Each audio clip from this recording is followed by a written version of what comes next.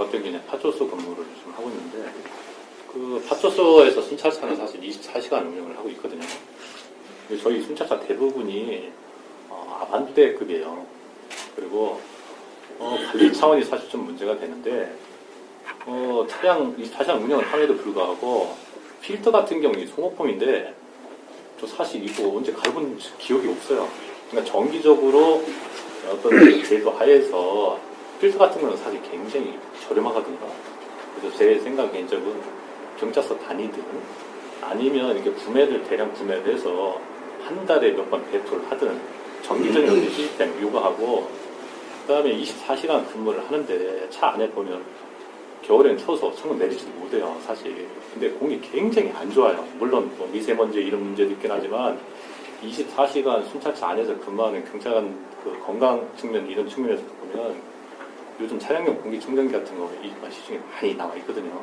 그래서 공기청정기하고 차량용 필터 정리 기본적인 문제 이런 거 하고, 그 다음에 언론에서 일부 나왔지만은 순찰차가 아반떼급이다 보니까 안전성 면에서도 좀 문제가 좀 있어요. 근데 저희 내부 규정을 보면 차량 연한이 기본 3년에 12만 킬로 이상 타야 돼요.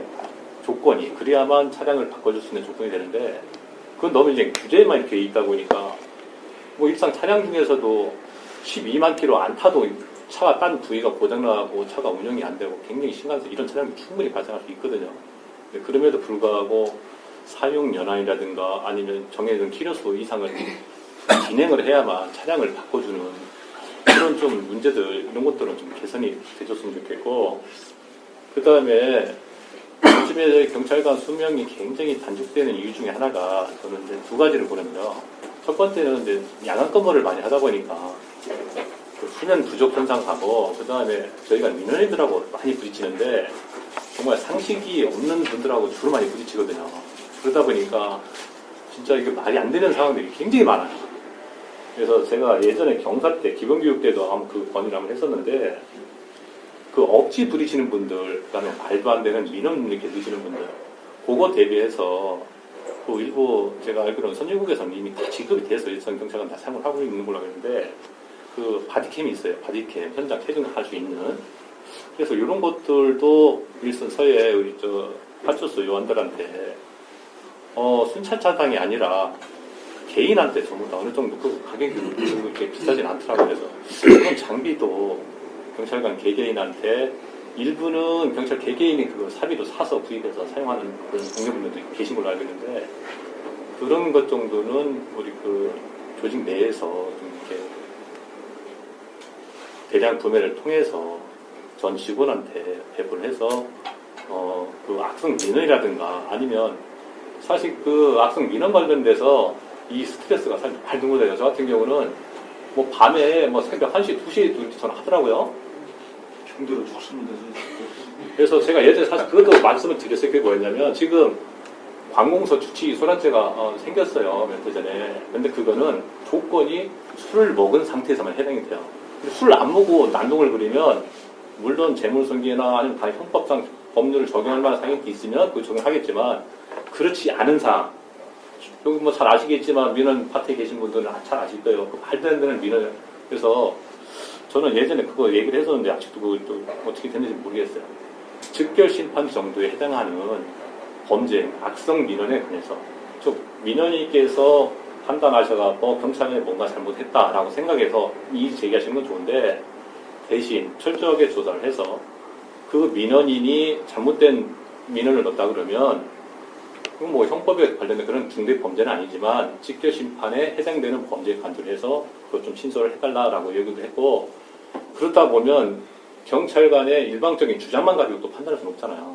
그래서 좀 전에 말씀드린 체증할 수 있는 아니면 녹음할 수 있는 이런 기능 장비들을 저희한테 좀 적극적으로 이렇게 사용할 수 있도록 조치를 해주신다면, 사실 일선 지구대 파출소에서도 근무를 하다 보면 그 막 민원인들 막 난동 부리다가도 우리가 개인 휴대폰으로 녹음을 한다거나 동영상 촬영한다 그러면 막 많이 죽거든요.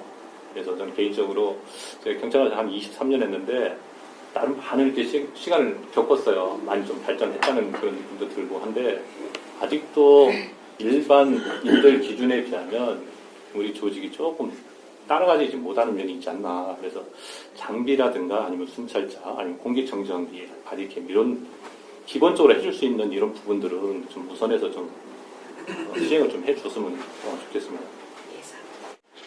그것도 연구를 하시죠. 저희는요 이런 게 부분이 있어서 우리 동은 8개 단체장님들과 함께 다 이런 부분이 있잖아요. 이런 부분이 오면 돈이잖아 사실이요. 이렇게 여기에 우리 2층에 거울 좀 여기다 다 해야 되는데 예산은 없고 뭐 하니 단체장님 우리처럼 야 이거 얼마 안 되니까 사업을 한번 하자. 프로그램 하나 개설하자. 그럼 그 돈으로 가지고 이거 해결해줘라. 여기 돈 없다는데 동에 돈 없다는데 해줘 해서 저희 민간인이 이제 그렇게 하는 역할을 하고 있는 거거든요. 그러니까 어떤 거는 이런 분들이 하시지 않나요? 혹시 뭐 이런 사소한 예산들? 아니요, 그게 이제 그런 건 없어요? 기본적으로 이 예산의 편성과 집행에 관한 문제거든요. 그리고 또 하나는 이게 지금 그 개인 정보의 보호에 관한 이런 것들하고 전부 맞물려 있어가지고 지금 그 순찰차 관련 이런 것도 그 어느 부분 이제 경찰청에서도 그것을 그 편성해 나가고 있는데 지금 수준에 맞는 정도의 속도로 그게 반영이 잘 안 되고 있는 부분이고 그러니까 또 우리가 뭐 어떻게 해야 그것이 잘 반영이 될지 그것도 한번 연구를 해보시자고요.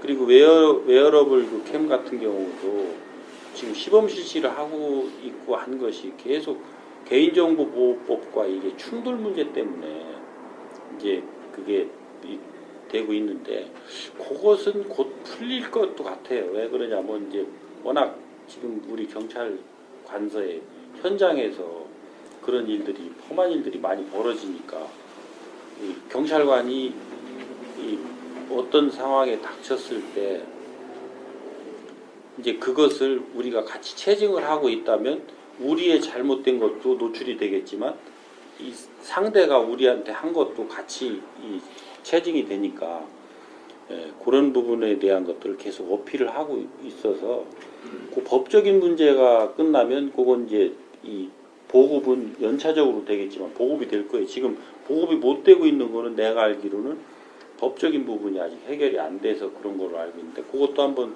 경찰청의 진행 상황도 한번 파악해 가면서 우리가 또 그 경찰청의 그런 것들을 추진해 나가는데 도움을 줄 수 있는 또 우리가 노력해야 될 게 있는지 찾아서 같이 또 협력을 하면 더 빨리 될 수가 있으니까 한번 그렇게 해보시죠. 순남청에서 우선해서 해주시면 뭐 더. 뭘로? 아니 그 파트는 제가 정확히 모르기 때문에. 그러니까 뭘로? 그러니까 이게 지금 우리가 이 기본적으로요. 우리는 이 청장도 내가 계급을 달아서 그 역할을 하라는 것이지 예산을 내 맘대로 쓰라는 건 아니라니까. 그 예산이라는 것은 예산을 써야 되는 그 항목이 있는 것이고 규정이 있는 건데 그거를 나한테 창설하고 그 변경할 수 있는 권한까지 준 건 아니에요.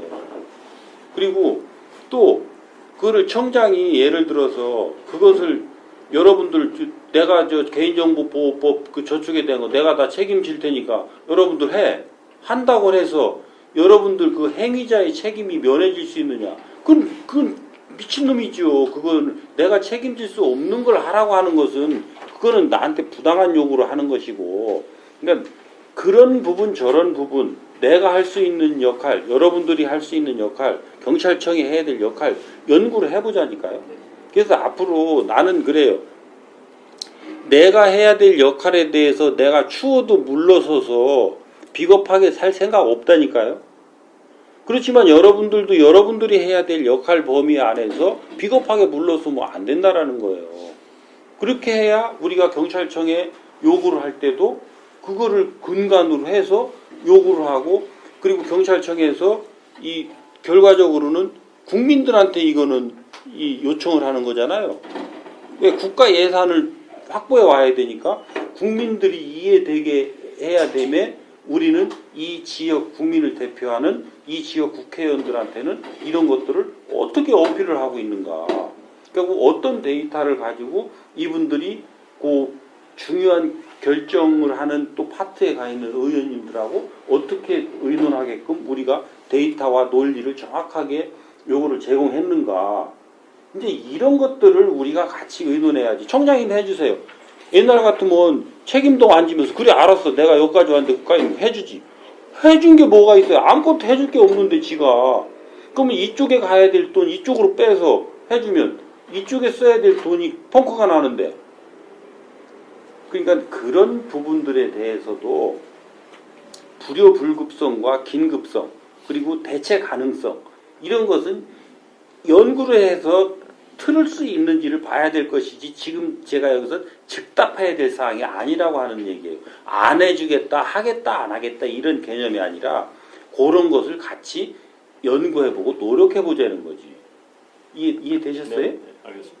내가 너무 원론적으로만 가나? 이게 나는 제일 정확한 거예요. 그렇게 해서 우리가 서로 책임질 수 있는 말을 하고 또 책임질 말을 했으면 또 행을 하고 말은 그럴듯하게 해놨는데 나중에 아무것도 안 일어나는 거하고 조금 뭔가 더딘 것 같은데 서로 그렇게 얘기한 대로 노력하다 보니까 아니, 그 이루어지는 거야. 좋은 방안으로 저희가 이제 그 장비 그 구매를 개인 또 신청을 하거든요. 장비가 장구라든가 뭐 옷부터 해서 후라시부터 해서 뭐 여러 가지 있는데 오히려 그러면 우리 경찰 본인들이 신청할 수 있는 거니까 거기다가 그러니까 그건 웨어러블 캠, 네. 바디캠은 법적인 문제가 아직 해결이 안 돼서 그런다. 증거는 문제가. 그리고 그게 사는 거야 뭐 그거 뭐 얼마나 가겠어요. 얼마 안 가요. 그러니까 지금 말씀하신 대로 우리 개인 자기들이 신청하는 그 장비 그거 해도 충분한데 왜 그걸 보급을 일짝 못하냐면 법적인 문제가 해결이 안 돼서 지금 그거를 시범 실시를 통해서 이 국회를 설득하고 하는 이런 작업을 계속 하고 있는데 그게 어디까지 진행되어 있는지 한번 보자니까요. 제가 가서 그거 살펴볼 테니까. 다른 분들 지루해. 요거 너무 우리끼리 너무 하네. 이 정도로 이해되셨죠? 네, 알겠습니다.